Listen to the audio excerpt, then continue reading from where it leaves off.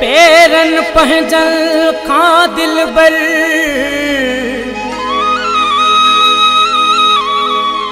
ओ कर नमो खे दूर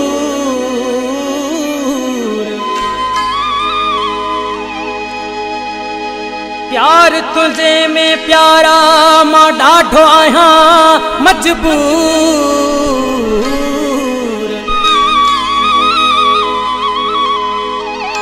पल पल न दे सूर मुरादली लाखिर मोहब्बत में महबूब मुखे पंहिंजे पेरन खां ईअं दूर न कर मजबूर न कर महबूब मुखे पंहिंजे पेरन खां ईअं दूर न कर मजबूर न कर ईअं यार ॾिजी तूं गैरन खां ईअं यार ॾिजी तूं गैरन खां यार ॾिजी तूं गैरन खां ईअं दूर न कर मजबूर न कर महबूब मूंखे पंहिंजे पेरन खां ईअं दूर न कर मजबूर न कर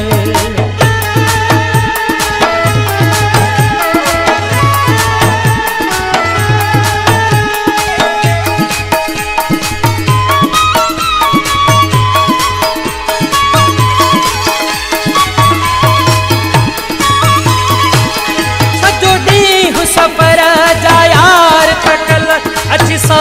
खणूं था शाम ॾिसी मोहब्बत जी छांव में वेहूं था तुंहिंजे दिल जी ख़ाली आम ॾिसी परदेसी पखी आखेरन खां ईअं दूर न कर मजबूर न कर परदेसी पखी आखेरन खां ईअं दूर न कर मजबूर न कर ईअं यार ॾिजी तूं गैरन खां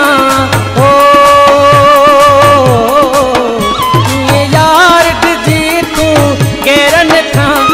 यार ॾिजी तूं गैरन खां मजबूर न कर मजबूर न कर महबूब मूंखे पंहिंजे पेरन खां ईअं दूर न कर मजबूर न कर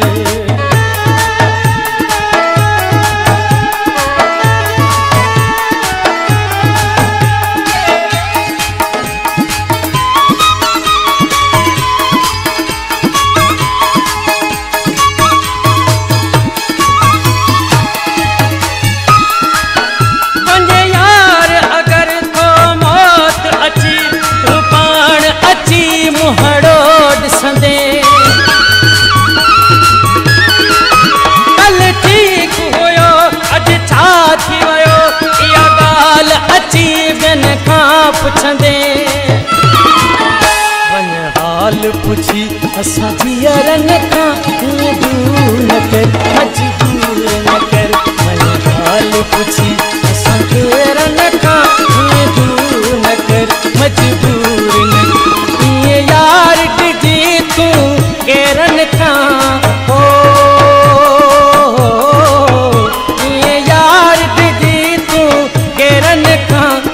यार ॾिजी तूं गैरन खां ईअं दूर न कर मजबूर न कर महबूब मूंखे पंहिंजे पेरन खां ईअं दूर न कर मजबूर न कर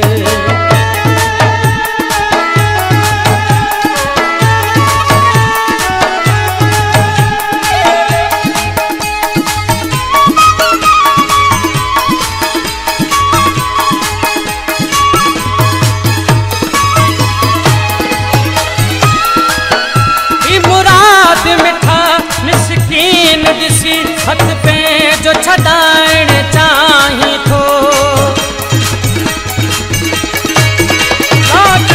जो बुरो अॼु हार